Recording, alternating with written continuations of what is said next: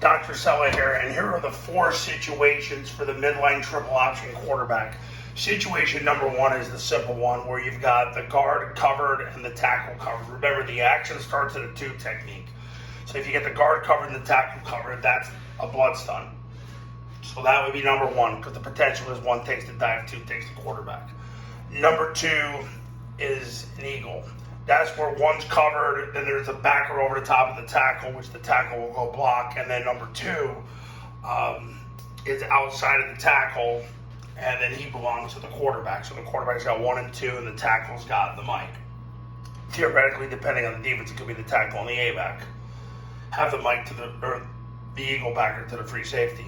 Third is blood 2.0, which really is the same thing as on triple. There's nobody over the guard now, but you got a guy touching the tackle and then a guy next to that player. That's 1 and 2. That's blood 2.0. So all it is on mid-triple is a slower blood stun.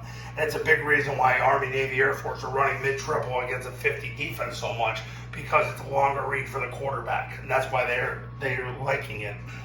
And finally is the easy stun. So there's none of that. So there's nobody over the guard. There's a guy on the tackle, and there's nobody next to the tackle, but there's somebody behind him, so that defaults to number 2. So those 2 players belong to the quarterback. So there's 4 situations. There's a blood stun, which on mid-triple would be you have a player over the guard and a player over the tackle. You got an eagle situation where you got a guy over the guard, an eagle backer over the tackle, and then a guy outside. The guy over the tackle belongs to the offensive tackle and possibly the play side A-back. Blood 2.0 is just like on triple, where 1's over the tackle and 2's next to him. There's nobody over the guard, so then the count moves from the tackle out. And then on an easy stunt, you've got 2 guys over the tackle.